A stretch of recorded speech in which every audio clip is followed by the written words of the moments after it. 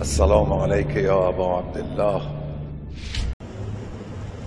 دنیا میں کچھ نقصان ایسے ہیں جن کی تلافی ہو سکتی ہے، وہ نقصان پورے ہو سکتے ہیں، ان کا جبران ہو سکتا ہے، مگر کچھ نقصان ایسے ہیں جن کے بارے میں معصومین علیہ السلام کے ارشادات ہیں کہ وہ نقصان قیامت تک پورے نہیں ہو سکتے۔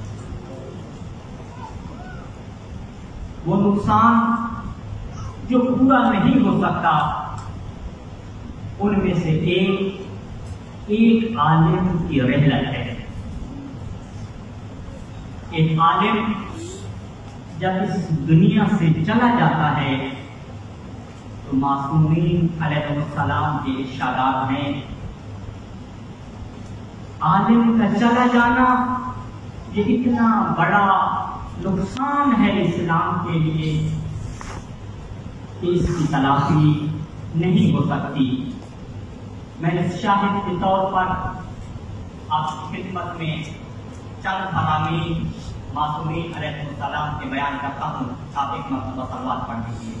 اللہم صل علی محمد وآل محمد۔ امیر المومنین علی ابن ابی طالب جس کی بارگاہ میں آپ تشریف فرما ہیں، اس کی حسبی کا فرمان ہے۔ مولا فرماتے ہیں اذا مات العالم انخلق فی الاسلام ظلمۃ لا تصد الی یوم القیامہ۔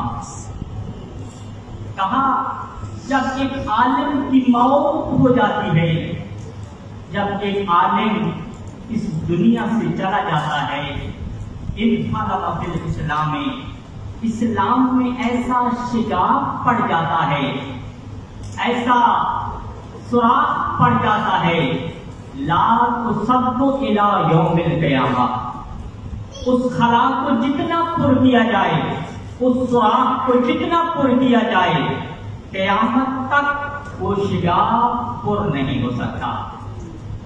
اور پھر مولا نے فرمایا وَإِنَّ طَالِبَ الْعِلْمِ لَا يُشَيِّعُهُ 70 أَلْفَ مَلَكٍ مِّن مُقَرِّبِ السَّمَاءِ، کہ جب ایک طالب علم کا جنازہ اٹھتا ہے، ظاہراً تو یہ نظر آ رہا ہوتا ہے کہ اس کے جنازے میں مومنین شرکت کیے ہوئے ہیں، مومنین موجود ہیں، لیکن امیر المومنین علی ابن ابی طالب ارشاد فرماتے ہیں اس کے جنازے میں 70,000 اللہ کے مقرب فرشتے شریک ہوتے ہیں۔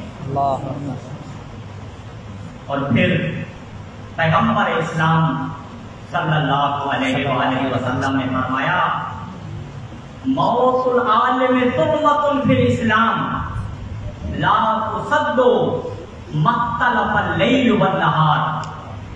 تعبیر تھوڑی سی مختلف ہے کہ جب عالم اس دنیا سے کوچ کر کے جاتا ہے تو جب تک یہ دن اور رات کا نظام قائم ہے اس وقت تک اس خلا کو پر نہیں کیا جا سکتا۔ پیغمبر اسلام صلی اللہ علیہ وآلہ وسلم ایک اور ارشاد بیان کرتے ہیں کہ موت کی عالم کی موت کیسے ہوتی ہے، یہ کتنا بڑا خسارہ ہے۔ فرمایا موت العالم مصیبت لا تجبر،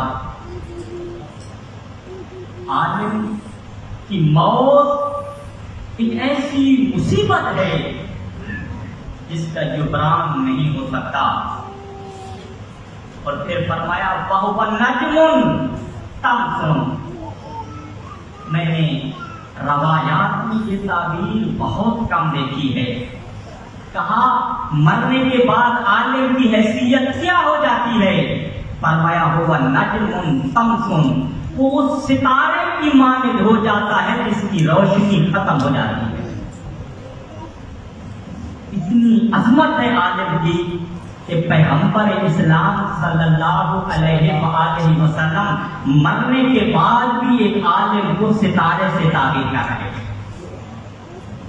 اور پھر فرمایا وَمَوْتُ قَبِيلَةٍ ایسر من موت عالم، کہ اگر ایک قبیلہ پورے کا پورا مر جائے اور ایک طرف ایک عالم کی موت ہو جائے، نقصان کے اعتبار سے پورے قبیلے کی موت کم ہے، ایک عالم کی موت کا خسارہ اور نقصان زیادہ ہے۔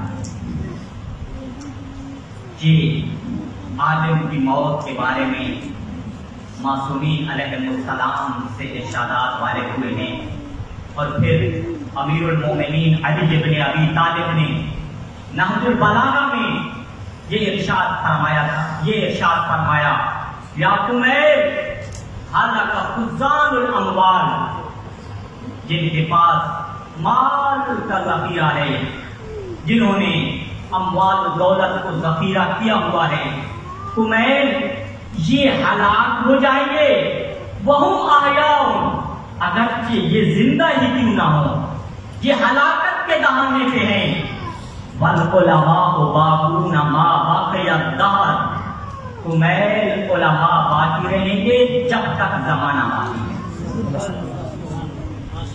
اور پھر فرمایا آیانہم مفقودہ، اگرچہ علماء کے جسم، علماء کا وجود مرنے سے ختم ہو جاتا ہے، ان کا وجود باقی نہیں رہتا، جسم باقی نہیں رہتا، وَأَمْثَالُهُمْ فِي الْقُلُوبِ مَوْجُودَةٌ، مگر ان کی یادیں اور تصویریں دلوں میں قیامت تک موجود ہیں۔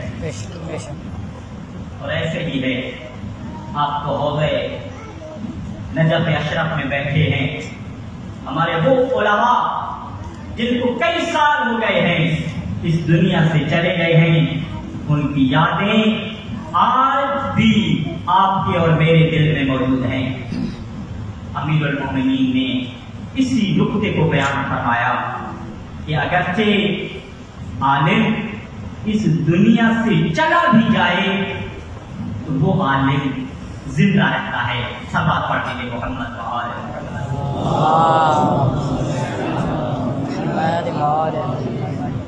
اور پھر مولا نے عالم کی عظمت کو بیان کیا۔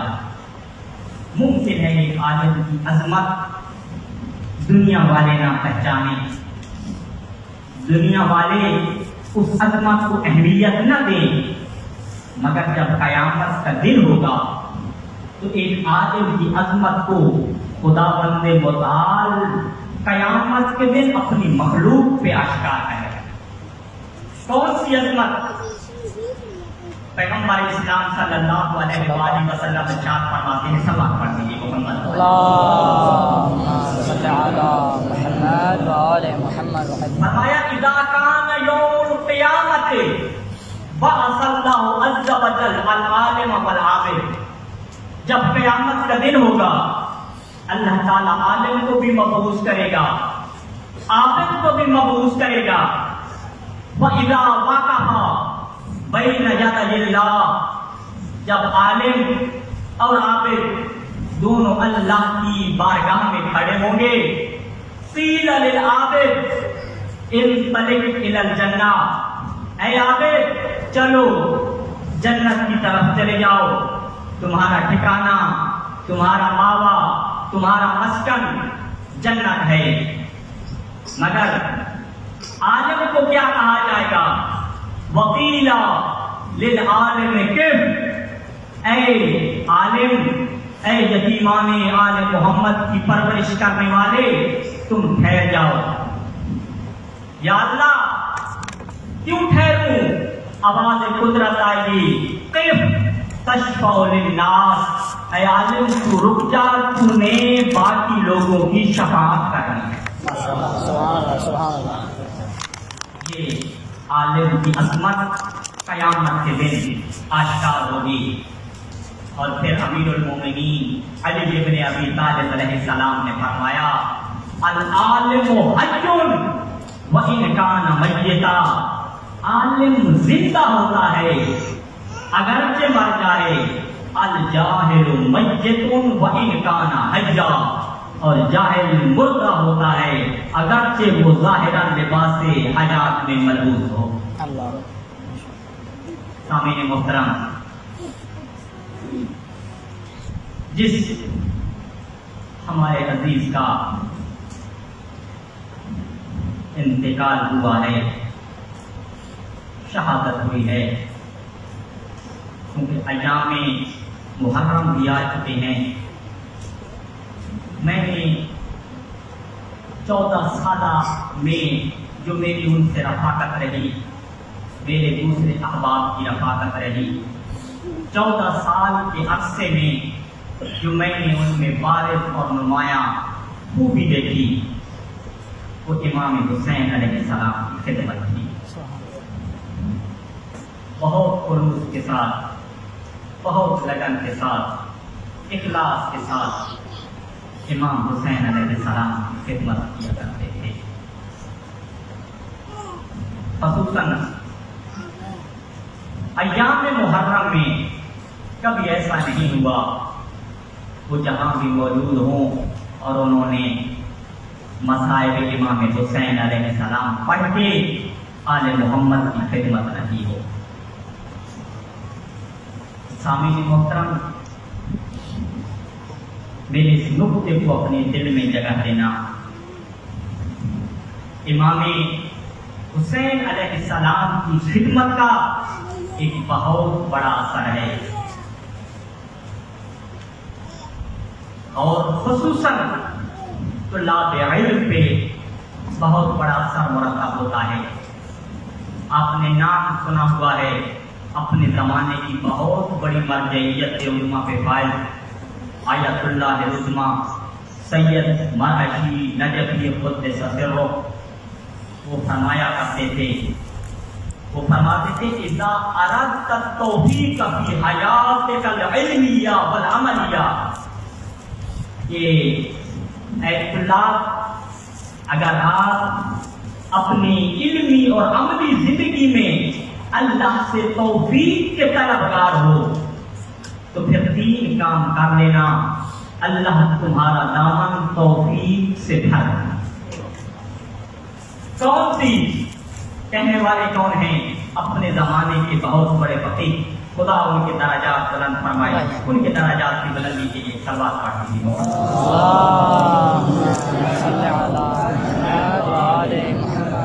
وہ فرماتے ہیں کہ اگر آپ نے علمی میدان میں اور عملی میدان میں اللہ سے توفیقات کا خزانہ لینا ہے، فعلیک بثلاثۃ اعمال، پھر 3 عمل کر لیا کرو۔ پہلا عمل کیا ہے؟ کن دوما علی طہارۃ و وضوء، ہمیشہ باوضو رہنا۔ اگر باوضو رہو گے فإنہ یُنیر القلب ویزیل الہم، ایک تو یہ تمہارے دلوں کو روشن کر دے گا اور تمہارے غموں کو دور کر دے گا، اور یہ سبب بنے گا خداوند متعال آپ کا دامن توفیقات سے بھر دے۔ دوسری چیز اس فقیہ نے فرمائی، شجع الجنائز اج جنازۃ رأیتھا ولو بأقدام، کہ جب بھی کوئی جنازہ دیکھو اس جنازے کی تشریح کرو، جنازے کے ساتھ چل پڑو، زیادہ نہیں چل سکتے، چند قدم ہی چل پڑو۔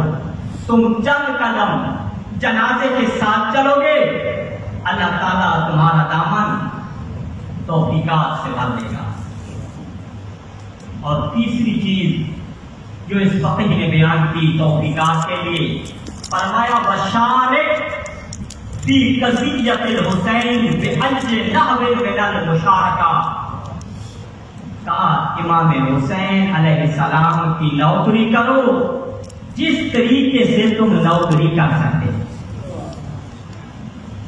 اور پھر وہ خود کہتے ہیں کنتم من مدرس الحوضۃ المعروفین، کہا میں حوضے کے معروف اساتذہ میں سے ہوں، میں کیسے قضیہ حسین میں شریک ہوتا ہوں؟ وہ کہتے ہیں اوضع الشاج علی الناس فی المجالس والمعاصم الحسینیہ، کہا اتنا بڑا حوضے کا استاد ہو کے جو مجلس میں حاضر ہوتے ہیں، میں ان میں چائے تقسیم کرتا ہوں، اور یقیناً ہم دیکھتے ہیں اس فقیہ کو اللہ نے کتنی توفیقات سے مالا مال کیا. اور پھر امام حسین علیہ السلام کی خدمت کتنا قیمتی عمل ہے، کتنا وزنی عمل ہے. اسی فقیہ کا واقعہ بیان کرنے لگا ہوں. آقا مرعشی نجفی کی بارانی میں ایک خطیب 10 محرم کو آیا، اور ایران میں یہ دستور تھا اس زمانے میں کہ جو خطبہ ہوتے تھے، ذاکر ہوتے تھے، وہ فقہاء کی بارانیوں میں آتے، کچھ دیر کے لیے مجلس پڑھتے، پھر چلے جاتے. تو ایک محرم میں ایسا ہوا، ایک ذاکر آقا مرعشی کی بارانی پہ آیا. 10 محرم کا دن تھا اور صرف 5 منٹ اس نے مسائل پڑھے، گریہ کیا. جب جانے لگے تو آقا مرعشی نجفی نے ان کا ہاتھ پکڑا اور کہا رک جاؤ. وہ پریشان ہوا کہ شاید میں نے کوئی غلطی کی ہے، مجھے یہ فقیہ تنبیہ کرنا چاہتے ہیں. تو کہا نہیں، جو تم سوچ رہے ہو ویسی بات نہیں ہے. میں آپ سے ایک تجارت کرنا چاہتا ہوں، میں آپ سے ایک سودا کرنا چاہتا ہوں، آپ اس سودے کے لیے تیار ہیں؟ وہ پریشان ہو گیا، کہا قبلہ کون سا سودا؟ آقا مرعشی نے ایک جملہ کہا، فرمایا لقد صلیت صلاۃ اللیل 40 سنۃ فی حرم المعصومہ. کہا میں نے 40 سال بی بی معصومہ سلام اللہ علیہا کے حرم میں نماز تہجد پڑھی ہے. عام نماز کی بات نہیں کی، نماز تہجد کی بات کی. کہا 40 سال میں نے نماز تہجد بی بی معصومہ کے حرم میں پڑھی. میں معاہدہ آپ سے کیا کرنا چاہتا ہوں؟ فرمایا وَأَنَا مُسْتَعِدٌ أَنْ أَعْجِبَكَ ثواب هذه الصلاة مقابل المجلس الذي قرأته الآن. یہ جو مجلس تم نے پڑھی ہے اس کا ثواب مجھے دے دو، میری 40 سالہ نماز شب کا ثواب تم لے لو. یہ سودا کرنے کے لیے تم تیار ہو؟ امام حسین علیہ السلام کی خدمت کا یہ آج ہے. ایک فقیہ اپنی 40 سالہ نماز شب کا ثواب دے رہا ہے 5 منٹ کی عزاداری کا. یہ جو 5 منٹ آپ نے مجلس پڑھی ہے اس کا ثواب مجھے دے دو، میری نماز کا ثواب تم دے دو. یہ امام حسین علیہ السلام کی عزاداری کا اجر ہے.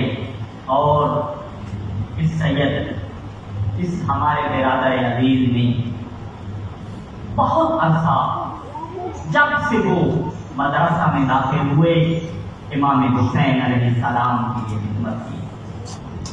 کوئی اشرا نہیں تھا جو انہوں نے نہ پڑھا ہو جب سے وہ مدرسہ میں آئے ہوں. اور اسی طرح اس عزاداری کے متعلق آپ سنیں گے اس عزاداری کی کتنی عظمت ہے، کتنی اہمیت ہے. اگر آپ سننا چاہتے ہیں تو ایک مرتبہ صلوات پڑھ دیجیے محمد صلی اللہ علیہ وسلم. اگر زحمت نہ ہو تو صلوات پڑھتے ہوئے آگے آتے ہیں.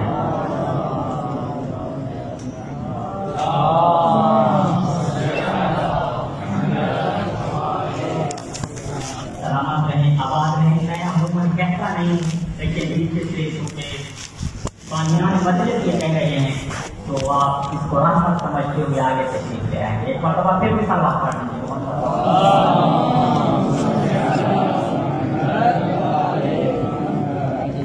پیغمبر اسلام صلی اللہ علیہ وآلہ وسلم ارشاد فرماتے ہیں، سامعین محترم فرمان کو اپنے قلب میں جگہ دینا. کتنی عظمت ہے عزاداری کی خدمت کی، گریہ کرنے والوں کی، امام حسین کے مصائب یاد کرنے والوں کی. پیغمبر اسلام صلی اللہ علیہ وآلہ وسلم فرماتے ہیں من بقا علی مصاب الحسین، جو بھی میرے حسین کے مصائب پہ گریہ کرے، اور تذکرہ، میرے حسین کی مصیبت کو یاد کرے. اور جانا تو اپنی مجلس یا میرے حسین کی مجلس جہاں پہ میرے حسین کا ذکر ہو رہا ہو اس مجلس میں وہ بیٹھتا ہے اور خاتمہ اہل العزا یا اہل عزا کی خدمت کرتا ہے. یا رسول اللہ کیا حال ہوگا؟ فرمایا کأنہ زارنی علی العرش 40 مرۃ معی. اللہ اکبر. جو میرے حسین پہ رویا، جس نے میرے حسین کے مصائب کو یاد کیے، جو میرے حسین کی مجلس میں بیٹھا یا جس نے اہل عزا کی خدمت کی، وہ ایسے ہے گویا اس نے مجھ محمد کی 40 مرتبہ زیارت کی، میرے علی کی 40 مرتبہ زیارت کی. سبحان اللہ سبحان اللہ سبحان اللہ. یہ ہے عزاداری کی عظمت، عزاداری کے برپا کرنے کی عظمت. اور پھر میں اس واقعے کو دیکھ کے حیران ہو گیا. امام صادق علیہ السلام اس قدر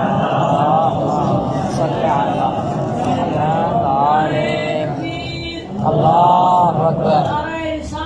یا رسول اللہ یا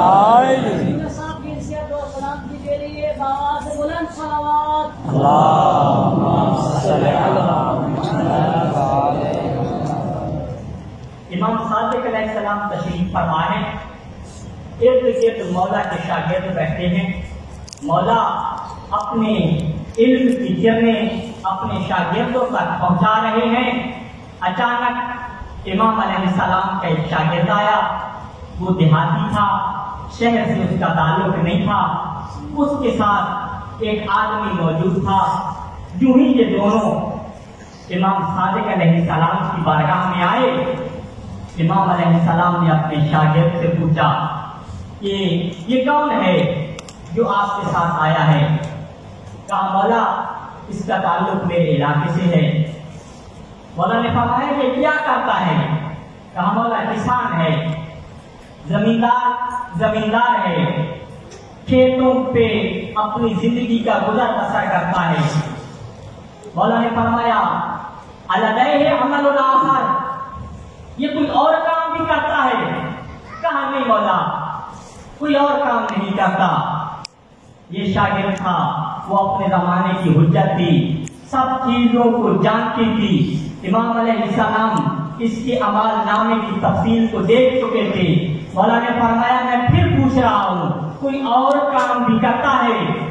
شاگرد زیرک تھا، سمجھ گیا. کہا مولا کچھ خاص پوچھنا چاہتے ہیں. کچھ دیر تفکر کیا. کہا مولا یہ ایک اور کام بھی کرتا ہے. کہا کون سا کام؟ کہا مولا جب محرم کا چاند طلوع ہو جاتا ہے تو اس وقت یہ کسانوں والا کام چھوڑ دیتا ہے اور آپ کے دادا حسین کے مرثیے پڑھتا ہے. امام صادق علیہ السلام اپنے اصحاب کے ساتھ محو گفتگو تھے، علمی احکام بیان کر رہے تھے. سنو کہ امام علیہ السلام نے کیا فرمایا. فرمایا اذن سأتوقف عن الکلام. مولا نے فرمایا ابھی میں اپنی کلام کو روک لیتا ہوں. وَلْيَقْرَ الْأَذَا، اب یہ میرے سامنے میرے دادا حسین کی مجلس پڑے گا. امام نے اپنی گفتگو کو روکا اور اس خطیب نے امام علیہ السلام کی بارگاہ میں مرثیہ پڑھا اور امام علیہ السلام نے اور امام علیہ السلام کے ساتھ جو نے گریہ کیا. یہ عزاداری کی اہمیت ہے اور ہمارے اس برادر عزیز نے امام حسین علیہ السلام کی یہ خدمت کی ہے. میری دعا ہے خدا بند متعال آپ تمام کو یہ خدمت کرنے کی توفیق عطا فرمائے. خدا بند متعال بحق امام حسین علیہ السلام اس توفیق سے تمہارا دامن علمی میدان میں اور عملی میدان میں بھر دے. صلوات پڑھنے کی محمد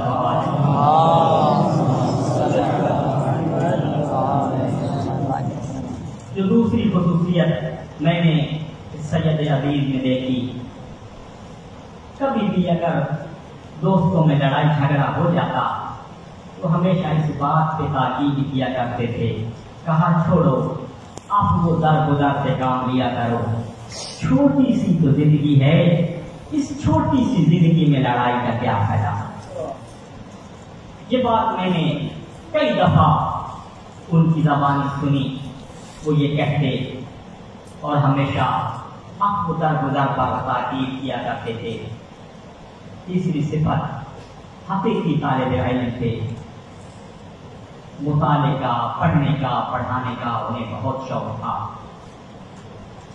اس کرونا کے ایام میں انہوں نے 4 کتابوں کو لکھا، کچھ کتابوں کے ترجمے کیے، لیکن یہ تمام کی تمام تحریریں ان کے گھر میں رہ گئی۔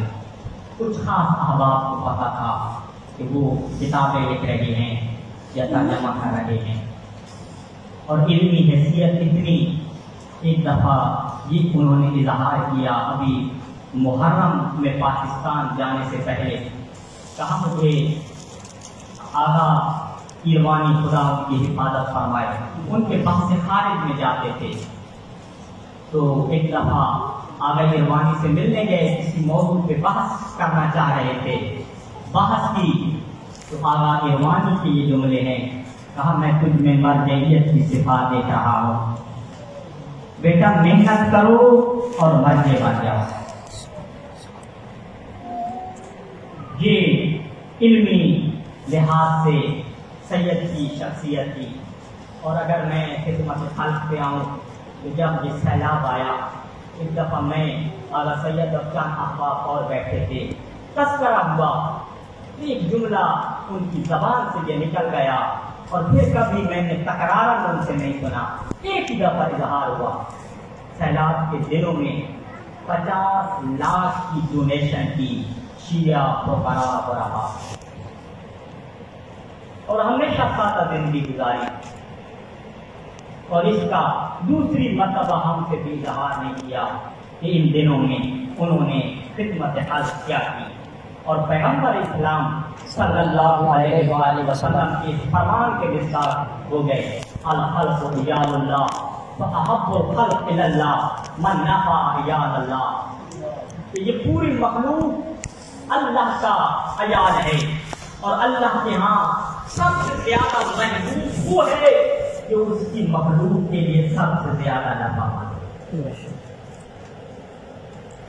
اور نجف اشرف سے بہت محبت تھی، جب گئے تو تکرار کر رہے تھے میرا نجف چھوڑنے کے لیے دل نہیں چاہتا۔ یہ بات آپ کے سامنے تو کرنے کی ضرورت ہی نہیں ہے، آپ ہی جب جاتے ہیں تو آپ کے دل کی کیفیت کیا ہوتی ہے۔ کس کا دل چاہتا ہے کہ وہ امیر المومنین کی بارگاہ چھوڑے؟ ابھی بھی جب پاکستان گئے تو ادھر سے فون کر کے کہا میرا دل چاہتا ہے واپس نجف اشرف آ جاؤ۔ جو سکون، جو اطمینان امیر المومنین کی بارگاہ میں ہے، مجھے وہ سکون، وہ اطمینان کسی اور جگہ نہیں ملتا۔ اور ایک صفت، بڑی عجیب صفت میں نے دیکھی، سید کا بیٹا نہیں تھا، سید کی بیٹیاں تھیں۔ ایک بیٹی کی عمر 2.5 سال، ایک بیٹی 5 سال یا 5.5 سال کی۔ بیٹیوں کو بہت پیار کرتے تھے،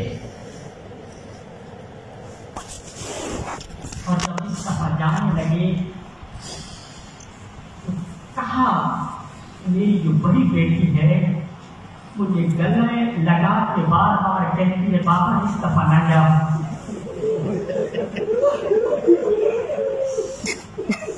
کہا بڑی دیر تک میری بیٹی تکرار کرتی رہی بابا آپ پاکستان نہ جائیں۔ میرے سامنے بیٹیوں والے بیٹھے ہو، بیٹی کی محبت کیسے ہوتی ہے یہ بیٹی والا ہی جانتا ہے۔ سنو یہ سید نے دوسرا جملہ کیا کہا میری بیٹی پوری رات جاگتی رہی،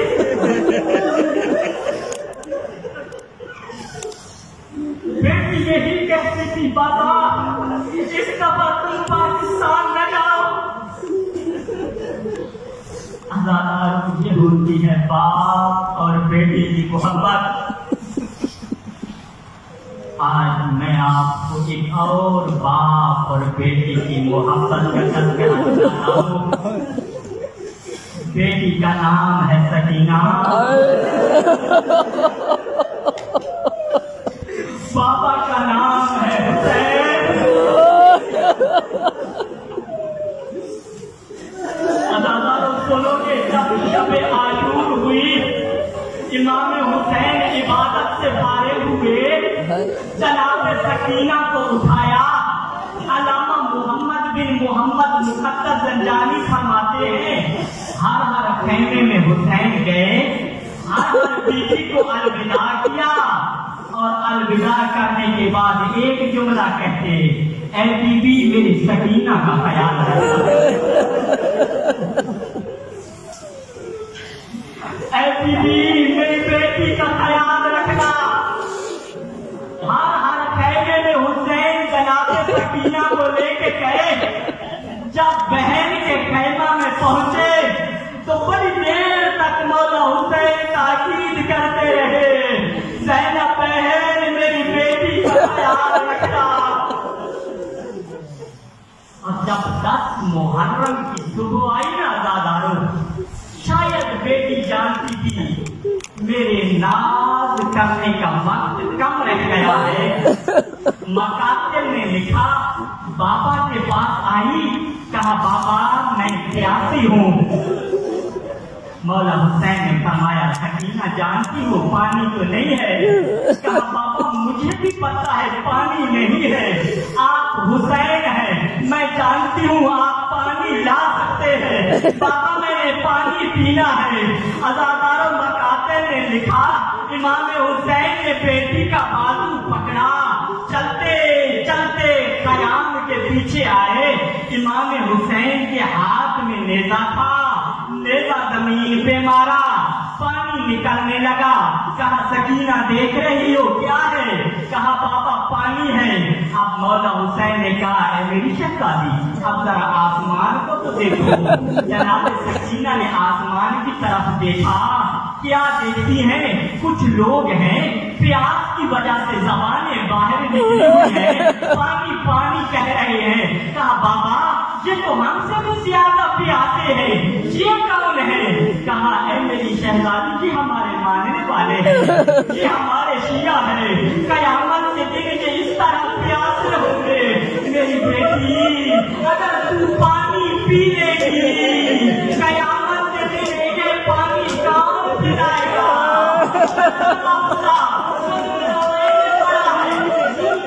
उठाया हुआ था, जमीन फेंका।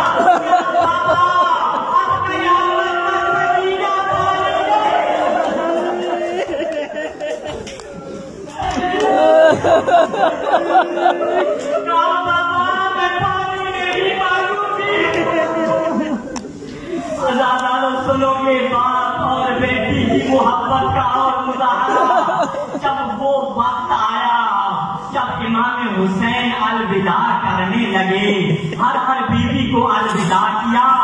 जुलजिना खैमे से निकलना चाहता है, खैमे का पर्दा पकड़ा हुआ था जनाब फिजा ने। जनाब फिजा के करीब आके इमाम हुसैन ने घोड़े को रोका, कहा अम्मा फिजा मेरा सलाम। और फिर आहिस्ता से कहा अम्मा फिजा मुझे जानती हूँ मैं कौन हूँ?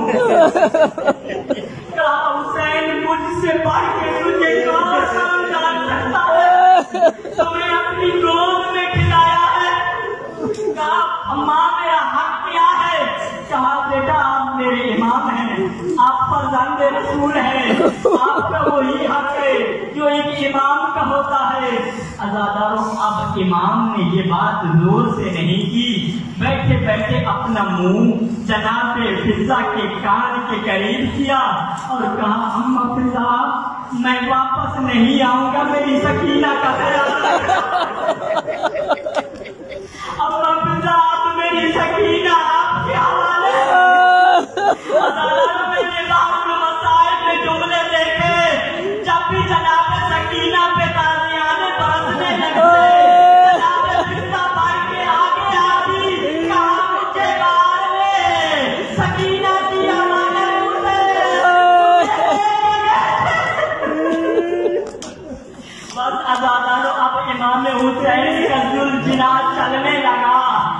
चला। अब सुलझना को चलने का इशारा करते हैं हुसैन, सुलझना आगे नहीं बढ़ता। माँ ने फरमाया, ऐ सुलझना मुझे पता है थक चुका है, तू आगे नहीं बढ़ना चाहता, मगर मैं वादा करता हूँ ये आखिरी सवारी है, कपट जाने की ज़हमत दे रहा हूँ, वापसी की भी हुसैन तुझे ज़हमत नहीं देगा। बस अज़ादारो सुलझना ने रोते हुए सर झुकाया। हुसैन ने देखा सुलझना के सूंघे हुसैन की मासूमा थी, रो रो के कह रही थी सुलझना, मेरे बाबा को मैदान लेके न जाना, जो मैदान गया है वो वापस नहीं आया। अज़ादारो इमाम हुसैन सुलझना के जमीन पे आए, बेटी को गोद में बिठाया, जानती नहीं थी सकीना, चूड़ी बाबा के सीने पे आई, मकाते में लिखा सकीना सो गई। जिनकी औलाद बेटियां हैं वो जानते हैं बच्चों को सोने के लिए कितनी देर लगती है। पापा का सीना मिला, बेटी सो गई। अज़ादारो जनाबे सकीना सोई हुई थी, अचानक तड़प के उठती है और कहती है, बाबा मैं नहीं रोकती, चले जाओ बाबा चले जाओ। इमाम ने फरमाया, सकीना अभी तो रोक रही थी, अब क्यों कह रही हो चली जाओ? कहा, बाबा अभी अभी दादी ज़हरा को देखा, दादी ज़हरा कह रही थी, सकीना वो मेरे हुसैन वो मैंने चकियां पीस पीस के इसी दिन के लिए हुसैन को पाला था। बस अज़ादारो जनाब सकीना ने एक जुमला कहा था, कहा, बाबा शाम होने वाली है, मुझे बताएंगे आज रात मैं किसके पास सोऊंगी? कहा, बेटी आज रात अपनी माँ के पास सो जाना। कहा, बाबा माँ के पास तो भैया अलियसगर सोता है। कहा, नहीं आज अलियसगर मेरे पास सोएगा, तो माँ के पास सोगी। कहा, क्यों बाबा मैं यतीम हो जाऊंगी? कहा, सकीना यतीम हो जाओगी, जो सैयद बैठे हो मुझे माफ करना। अब जब यतीमी का नाम सुना तड़प के उठी। कहा, बाबा मुझे बता तो दे यतीमों की अलामत क्या होती है? कहा, बेटा पहली अलामत ये होती है उनके बालों में खाक होती है। कहा, बाबा दूसरी अलामत क्या? कहा, सकीना यतीमों को दबाते रहते हैं। कहा, बाबा तीसरी अलामत क्या? कहा, मेरी बेटी यतीमों के कानों से दुर्गंध उतारता है। बस अज़ादारो जानते हो तीसरी यतीमी की अलामत कैसे पूरी हुई? जिस मलऊन ने जनाबे सकीना के दोल लूटे थे, उसने जनाबे सकीना की जुल्फों में हाथ डाला, हुसैन की शहजादी के कदम बुलंद हुए, जमीन पे गिरी, कह रही थी, सच्चा ऐ बाबा। बस अज़ादारो मैंने यही देखा, बाबा के लाशे पे यही कहती रही, बाबा मैं तुझ जैसे सभी की बेटी थी, मुझसे मांग लेता, बाबा मैं जोड़ों उतार के दे देती। बाबा इसने जोड़ों उतारे नहीं है, मेरे जोड़ों को खींचा है। सुनोगे फिर क्या किया? कहा, बाबा मुझे फूफी अम्मा ने बताया जब दादी ज़हरा की शहादत हुई थी, आप दादी ज़हरा के पास आए थे, आप कह रहे थे, या उम्मा कल्लिमीनी अना अज़ीज़ बिल हुसैन, मुझसे गुफ्तगू करे, मैं तेरा प्यारा हुसैन हूँ। कहा, बाबा मुझे फूफी अम्मा ने बताया था, आप दादी ने हाथ बढ़ाए थे, आपको गले लगाया था, बाबा तुझे दादी ज़हरा का नाम था, बाबा कल्लिमीनी अना अज़ीज़ बिल हुसैन, बाबा